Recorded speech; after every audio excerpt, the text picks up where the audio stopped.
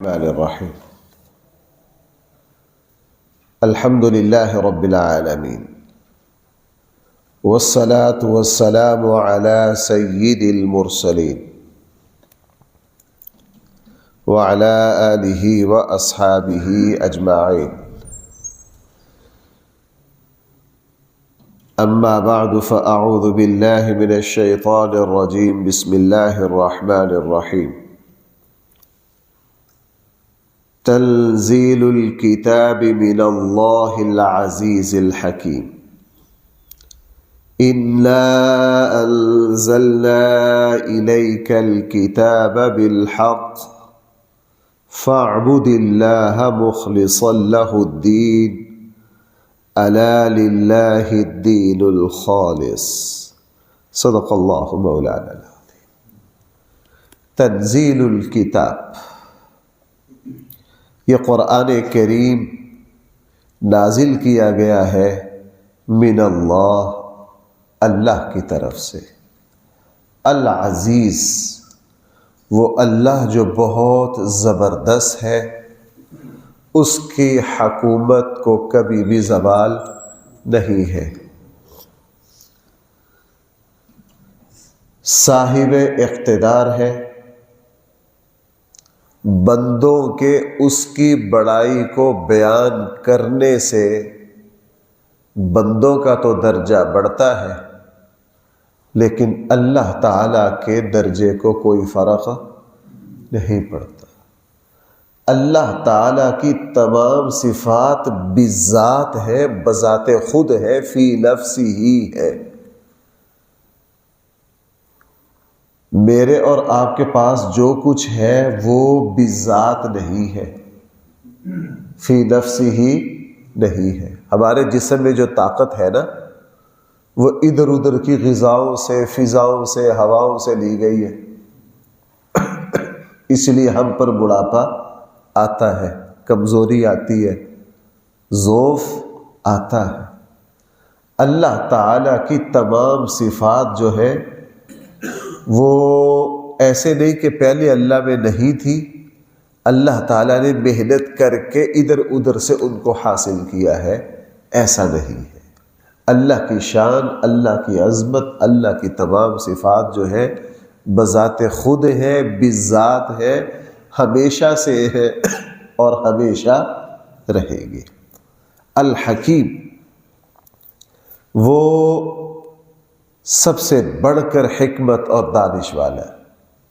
جہاں قرآن کریم نازل کیا، قرآن کریم کا تذکرہ آتا ہے، ساتھ اللہ کی صفت حکیم بھی آتی ہے، بلکہ قرآن کریم کی ایک صفت خود حکیم ہے۔ ہم لفظ بولتے ہیں قرآن حکیم، قرآن مجید، حکمت سے بھرا قرآن۔ کیا مطلب؟ قرآن کریم کا کوئی حکم ایسا نہیں ہے جس میں حکمت اور دانائی نہ ہو۔ مثلا میں ایک مثال عرض کروں، قرآن کریم نے وراثت کے اصول بتائے۔ اگر شوہر کا انتقال ہو جائے، میاں بیوی کے اولاد ہو تو بیوی کو 8واں حصہ ملے گا، اولاد نہ ہو 4تھا حصہ ملے گا، اور اگر معاملہ اس سے الٹ ہو، بیوی کا انتقال ہو جائے اور اولاد ہو، شوہر کو 4تھا حصہ ملے گا، اگر اولاد نہ ہو، شوہر کو آدھا حصہ ملے گا۔ اللہ کا قانون ہے۔ اکیلا بیٹا ہو، عصبہ بنے گا، بیٹا کی ہر حالت عصبیت کی ہے۔ اگر بیٹی ساتھ ہو تو بھائی کی وجہ سے عصبہ بن جائے گی، ذوی الفروض کو دینے کے بعد جو ملے گا وہ بہن بھائیوں کو 1/2 کے اعتبار سے جائے گا۔ اگر بیٹی اکیلی ہے تو وہ عصبہ نہیں بن سکتی، وہ ذوی الفروض ہوگی۔ یہ حصص ہے، تفصیل ہے، جو بات میں آپ سے عرض کرنا چاہتا ہوں۔ اب اللہ تعالی نے وراثت میں جس کا جو حصہ رکھا ہے وہ 100% انصاف، عدل، حکمت پر مبنی ہے۔ جتنا ان پر غور کیا جاتا ہے عقل کہتی ہے واہ میرے اللہ، انسانی عقل اس تقسیم کو نہیں پہنچ سکتی تھی جو فیصلہ آپ نے کیا۔ مجھے کچھ سال پہلے ایک غیر مسلم کے ایک مضمون ہتھے لگ گیا اس موضوع پر۔ غیر مسلم ہے، قرآن کریم کو نہیں مانتا، اس نے دنیا کے 7-8 وراثت کے قوانین کا تجزیہ کیا۔ امریکہ میں قانون یہ ہے، برطانیہ میں یہ ہے، ایک نظریہ یہ ہے، مرنے والے کی وراثت اس طرح ہوگی۔ ایک تجزیہ کرتے کرتے کرتے کرتے کرتے بڑی وہ یعنی کوئی ماہر قانون ہے، کوئی عام بندہ نہیں، اس نے بڑی باریکی میں جا کے تجزیہ کی۔ کرتے کرتے کرتے کرتے اس نے قرآن کے جو وراثت کے اصول ہیں نا، پھر ان کا تذکرہ کیا، اور ان پر بڑا بہترین تجزیہ کرنے کے بعد جو بات ہمیں تو ہر مسلمان کو اللہ اور اس کے رسول کی بات پر 100% یقین اور اعتماد ہے، لیکن جب کسی غیر مسلم سے شہادت مل جائے تو بندے کو اور کیا ہوتا ہے؟ سکون ہوتا ہے۔ رسول اللہ صلی اللہ علیہ وسلم کے منہ بولے بیٹے زید بن حارثہ ہیں، گورے چٹے تھے، حضور نے نکاح کر دیا اپنی باندی حضرت ام ایمن سے، وہ حبشیہ تھی۔ بھائی ام ایمن کیا تھی؟ ان سے پیدا ہوئے حضرت اسامہ بن زید رضی اللہ عنہ، اللہ کے نبی کو اپنے پوتوں کی طرح محبوب تھے، پکے رنگ کے تھے۔ اب والد سفید گورے چٹے اور بیٹے پکے رنگ کے۔ بعض منافقین بدتمیزی زبان درازی کرتے، حضرت اسامہ بن زید کے نسب پر اعتراض کرتے، اللہ کے نبی کو اس سے تکلیف پہنچتی۔ اب اللہ کے نبی کو تو پتہ تھا نسب کا۔ ایک دن حضور تشریف فرما تھے، زید بن حارثہ اور بیٹے اسامہ بن زید دور سوئے پڑے تھے، اوپر چادر لے رکھی تھی، دونوں کے پاؤں ننگے تھے، ایک پاؤں سفید اور ایک پاؤں کالا۔ رسول اللہ صلی اللہ علیہ وسلم کے پاس ایک عرب قیافہ شناس آئے، وہ قیافہ شناسی کے بڑے ماہر تھے۔ انہوں نے باتوں باتوں میں اللہ کے نبی سے کہا، اللہ کے رسول ان دونوں قدموں میں کتنی مماثلت ہے؟ ان دونوں قدموں میں کتنی مماثلت ہے؟ یہ دونوں قدم کتنے ملتے جلتے ہیں خون کے اعتبار سے؟ اب اللہ کے نبی کو تو پہلے ہی پتا تھا، لیکن اب قیافہ شناس سے کیا مل گئی؟ تائید مل گئی۔ رسول اللہ صلی اللہ علیہ وسلم خوش ہو گئے، بہت خوش ہوئے آپ کو۔ تو بعض مرتبہ بندے کو ایک سچائی کا پتہ ہوتا ہے، لیکن جب ایک غیر اس پر شہادت دیتا ہے تو اس سے بندے کو کیا ہوتا ہے؟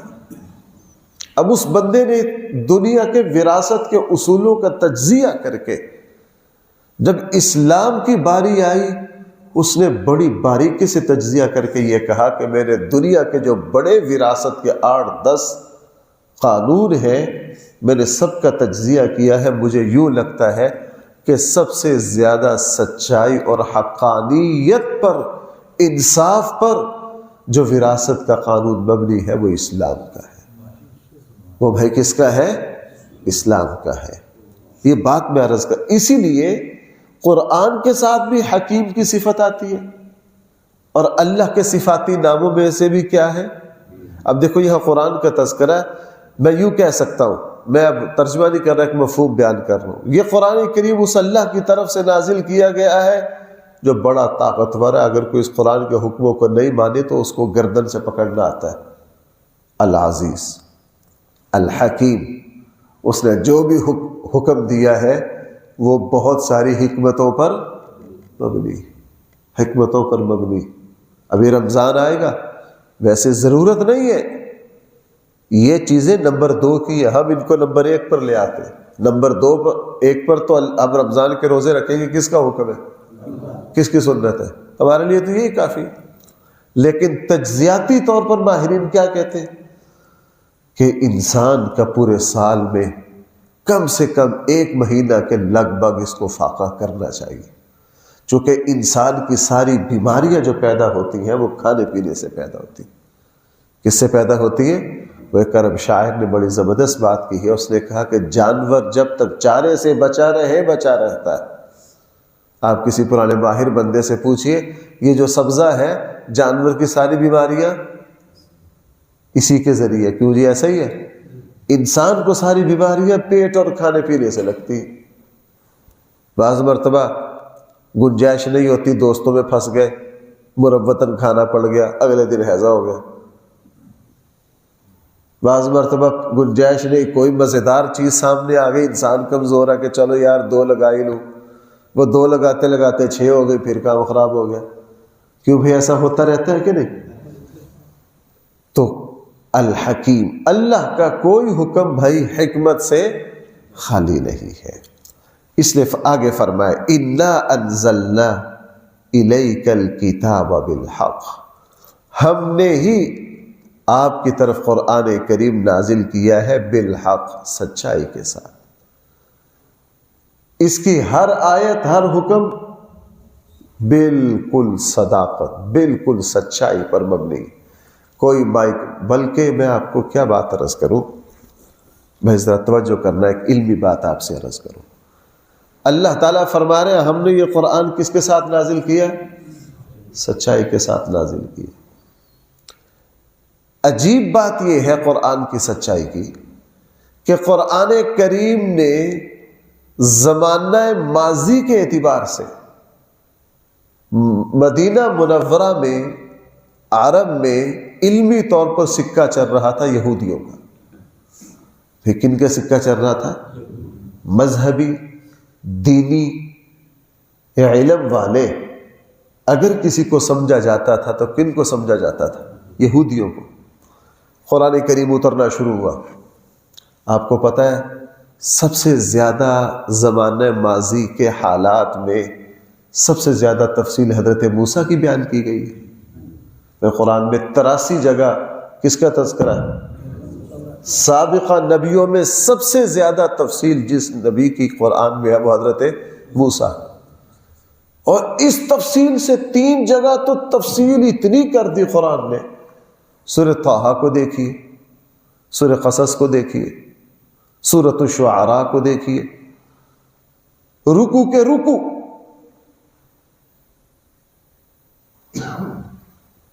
اب موسیٰ علیہ السلام میں سمجھانے کے لیے کہہ رہا ہوں، گویا کہ نبی یہود ہے، بھائی نبی بنی اسرائیل ہے نا، اور یہودی تو صرف مانتے ہی کس کو ہے؟ حضرت موسیٰ کو اور ان کی تورات کو، وہ حضرت عیسیٰ اور انجیل کو تو مانتے۔ اب مدینہ کے عرب کے دائیں بائیں علمی ماحول، علمی میں یوں کہہ سکتا ہوں علمی مسند پر قبضہ جو ہے وہ یہودیوں کا ہے، اور قرآن کریم سب سے زیادہ تذکرہ حضرت موسیٰ اور یہودیوں کا اور فرعون کا کر رہا ہے۔ کبھی کسی یہودی کو جرت نہیں ہوئی، کیا کبھی کسی یہودی کو جرت نہیں ہوئی کہ رسول اللہ صلی اللہ علیہ وسلم اور قرآن کریم کے اترنے کے زمانے میں آ کے چیلنج کر سکے کہ جناب یہ جو ہمارے آبا و اجداد کے بارے میں یہ جو آیت کہی ہے یہ غلط ہے؟ پھر میری اتنی بات سمجھ گئے؟ اس سے اگلی بات بھی عرض کرو۔ قرآن نے ایک عجیب بات فرمائی، فرمایا قل ان الموت الذی، لوگو یہ جو یہودی ہے نا یہ ہرگز موت کی تمنا نہیں کریں گے۔ کیا؟ ہرگز موت کی تمنا نہیں کریں گے۔ دائیں بائیں یہودی موجود تھے، کوئی یہودی حضور کے سامنے آ کے کہتا کہ جی میں کرتا ہوں موت کی تمنا۔ قرآن اور حضور کے چیلنج کو توڑنا بالکل آسان تھا کہ نہیں؟ لیکن کسی یہودی کی جرت ہے؟ بڑی آسان بات تھی قرآن کا مقابلہ کرنے کی۔ چلو اس کو سمجھانے کے لیے ایک اور بات میں نے پہلے عرض کی، حضرت ابراہیم اور نمرود کا مکالمہ ہو رہا ہے۔ الم تر الی الذی حاج ابراہیم فی ربہ ان آتاہ اللہ حضرت ابراہیم کیا کہہ رہے؟ اذ قال ابراہیم ربی الذی یحیی ویمیت. حضرت ابراہیم نے فرمایا میرا رب وہ ہے جو موت دیتا ہے اور زندگی. نمرود نے کیا کہا؟ قال انا احیی و امیت، میں بھی زندگی اور موت دیتا ہوں. دو قیدی بلائے، ایک کو سزائے موت ہونی تھی، اس کو کیا کر دیا؟ بری. اور ایک نے بری ہونا تھا، اس کو کیا کر دیا؟ قال انا احیی و امیت. اچھا، حضرت ابراہیم نے فرمایا قال ابراہیم فإن اللہ یأتی بالشمس من المشرق فأت بها من المغرب. میرا اللہ صبح کو سورج کو مشرق سے لاتا ہے، تو آج کدھر سے لے کر آ. مفسرین نے ایک نقطہ اٹھایا، اگر نمرود یوں کہہ دیتا موسیٰ میری ڈیوٹی جو لگا رہا ہے تو کہ صبح کو سورج کدھر سے آتا ہے؟ مشرق سے، تو مغرب سے لا. تو اپنے اللہ کو کہا ہے کہ کل کو سورج مشرق سے لاتا ہے، ذرا کل صبح مغرب سے لا. حضرت ابراہیم کی بات کو توڑنا مشکل تھا، منٹ کا کام تھا. نمرود نے کیوں نہیں توڑی؟ نمرود کو پتا تھا اگر میں نے اس کو یہ چیلنج کر دیا صبح کو ایسا ہی ہو جانا ہے، صبح کو کیا ہو جانا ہے؟ ایسے ہو جانا. نمرود کو اس کی سمجھ تھی، وگرنہ جو مطالبہ حضرت ابراہیم نے کیا نمرود سے، نمرود بھی وہ مطالبہ کس سے کر سکتا تھا، لیکن اس نے کیا. اس کو پتا تھا کہ اس کے پیچھے کس کی طاقت ہے؟ اللہ کی طاقت ہے. اس نے ایک مرتبہ اللہ کے سامنے درخواست کی تو کل صبح کو سورج آ جانا ہے مشرق کی بجائے کدھر سے؟ تو ہماری جو 2 نمبر خدائی کی دکانیں چل رہی ہیں وہ ساری ہی بیڑا غرق ہو جانا ہے. اس نے اسی میں عافیت سمجھی. وہ آگے قرآن کیا کہہ رہا ہے؟ فَبُهِتَ الَّذِي كَفَرَ. نمرود بھاگ گیا، اس کو سمجھ گیا کہ آگے کام خراب ہے. آگے کیا ہے؟ کام خراب ہے. یہی معاملہ آ جائیے یہاں. قرآن کریم نے ارشاد فرمایا اے یہود، کہتے ہو نحن ابناء اللہ و احباؤہ، ہم اللہ کے بیٹے اور محبوب ہیں. اچھا، اگر تم اللہ کے بیٹے اور اللہ کے محبوب ہو ذرا کرو ہم موت کی تمنا. تو دائیں بائیں یہودی علماء تھے، پورا وفد بنا کے حضور کے پاس آ کے کہتے کہ قرآن نے ہمیں چیلنج کیا، اگر تم اللہ کے محبوب ہو تو موت کی تمنا ہے. لو ہم تمنا کرتے ہیں. تو قرآن کا چیلنج ٹوٹ جاتا کہ نہیں؟ لیکن یہودیوں نے جرأت کی ہے. کیوں؟ ان کو پتا تھا موت کی تمنا کی نہیں اور اوپر سے موت. اپنی موت کو کیوں آواز دیں؟ سب بھاگ گئے. ان کو پتا تھا یہ سچائی اتر رہی ہے. یہ کیا اتر رہی ہے؟ چلو اس کی ایک اور مثال دے دو. آج اس طرف بات چل ہی پڑی ہے. نجران کے وفد حضور کے پاس آئے. سورہ آل عمران بھائی سارے اسی وفد کے بارے میں اتری ہے نا. اللہ کے نبی کے پاس 40 دن یا 60 دن رہا. ہر روز علم میں گفتگو ہوئی، ان کے ہر سوال کا جواب آقا کریم نے دیا. آخر دن کیا فرمایا؟ آؤ فمن حاجک فیہ من بعد ما جاءک من العلم فقل تعالوا ندعو ابناءنا وابناءکم ونساءنا ونساءکم وانفسنا وانفسکم. حضور نے فرمایا آؤ میرے ساتھ مباہلہ کرو، میں عیدگاہ میں جا رہا ہوں، آ جاؤ تم بھی. اللہ کے نبی عیدگاہ چلے گئے اور اپنی بیٹی کو، حضرت علی کو، صحابہ کو، فلاں کو، سب کو پیغام بھیج دیا آ جاؤ بھائی سارے. اور ان کو کہا تم بھی آ جاؤ. آپ حضرات جو مدینہ جن کو اللہ لے کر گیا ہے، مسجد حضور کے حجرے اور عیدگاہ کا کتنا فاصلہ؟ پیدل 3 منٹ کا فاصلہ، 4 منٹ 5 منٹ کا فاصلہ اتنا ہی ہے نا. سامنے عیدگاہ رہی ہے. اب اللہ کے نبی وہاں جا کے بیٹھ گئے. مسجد میں یہ عیسائی اکٹھے ہوئے سارے، جو 40 50 60 بندوں کا وفد تھا. یہ 4-5 چوٹی کے عالم بھی لائے تھے. ان سے پوچھا ہاں کیا کریں؟ ان میں سے ایک عالم نے پتہ کیا کہا؟ انہوں نے کہا بھائی میرا مشورہ ہے کبھی بھی مباہلے میں عیدگاہ اس ہستی کے مقابلے میں نہ جانا. انہوں نے پوچھا کیوں؟ کہنے لگے اتنا آپ بھی سمجھتے ہو، میں بھی سمجھ گیا ہوں یہ سچا نبی ہے. پہلی آسمانی کتابوں میں یہ ہے کہ نبی کے مقابلے پر جو مباہلے پر جاتا ہے وہ واپس اس لیے سرکار ہم 60 جائیں گے تو، لیکن واپس اب حضور عیدگاہ میں بیٹھے ہیں، یہ کہاں بیٹھے اور درمیان میں کوئی فاصلہ؟ آپ ذرا اس وہاں کے صورتحال کو ذرا دیکھو، درمیان میں کوئی فاصلہ، حضور بیٹھے بیٹھے بیٹھے بیٹھے بیٹھے ابھی آتے ہیں ابھی آتے ہیں ابھی آتے ہیں ابھی آتے ہیں۔ انہوں نے کیا کیا، ایک بندے کو پیغام بھیجا، اللہ کے رسول ہم نہیں آتے،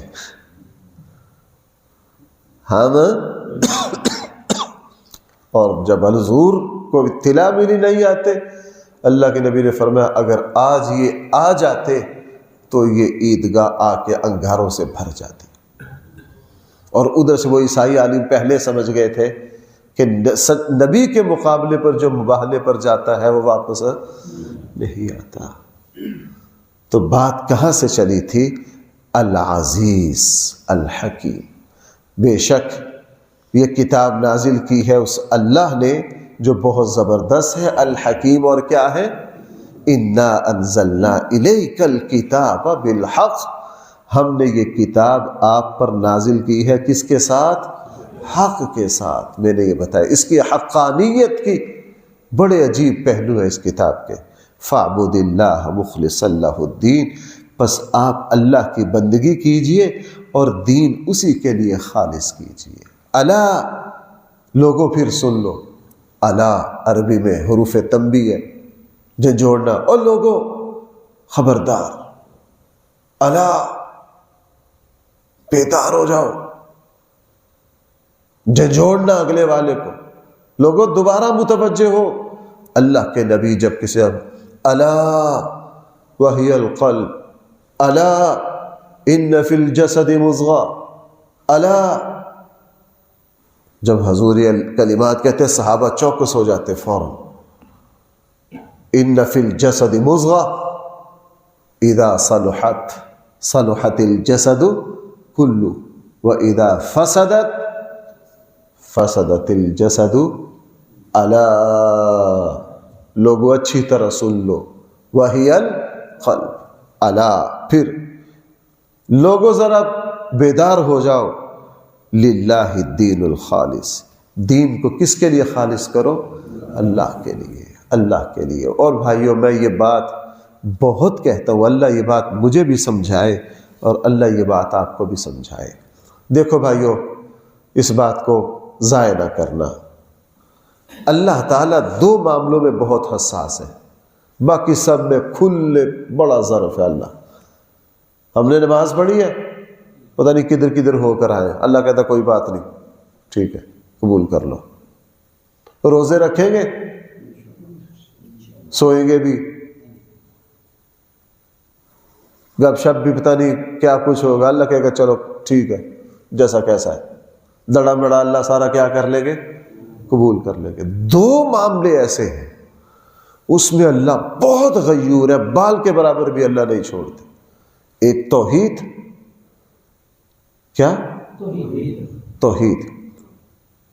بس صاحب اگر 99% آپ موحد ہیں، 1% بھی شرک کی طرف گئے تو 99% کو بھی اللہ اٹھا کے اور ماریں گے۔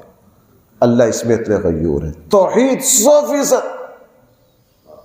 کسی طرح کے شائبہ کی کوئی گنجائش، لا الہ الا اللہ، اس کے ساتھ کوئی شریک نہیں ہے۔ اس میں اللہ بہت غیور اور حساس ہے۔ میں عرض کر رہا ہوں اگر ایک بندے کے پاس 99 کھاتے توحید کے، صرف 100ویں کھاتے میں شک ہے یا شرک ہے، اللہ اس ایک کی وجہ سے 99 قبول ہے۔ اور دوسرا اخلاص۔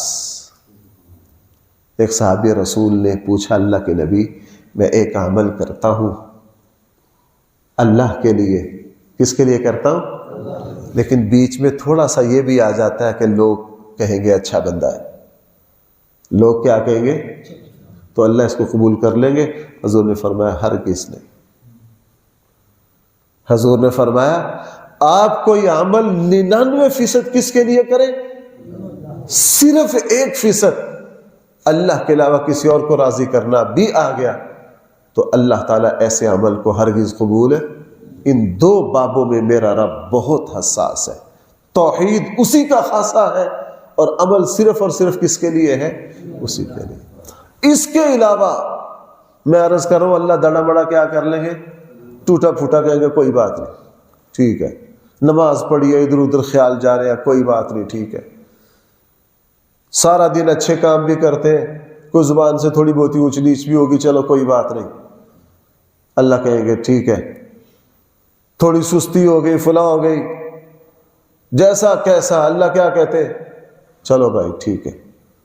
باقی سارے ان دو معاملوں میں مجھے اور آپ نے بہت پہرا دینا، اپنی توحید کو خالص رکھنا ہے اور اپنی نیت کو کیا رکھنا ہے، خالص رکھنا ہے۔ ہر عمل ہم صرف اور صرف کس کے لیے کریں گے، اللہ۔ اسی لیے قرآن دیکھو، پھر میں ترجمہ کر کے بس آج کا درس یہی مکمل کرتے ہیں۔ فَاعْبُدِ اللَّهِ، تو اللہ کی بندگی کر، بظاہر بات پوری ہوگی لیکن قرآن واپس پلٹا، مخلص لہ الدین، دین کو اسی کے لیے کیا کر، بات پوری ہو گئی نہیں، پھر اللہ لوگوں پھر سن لو، للہ الدین الخالص، دین صرف اور صرف کس کے لیے کرنا ہے۔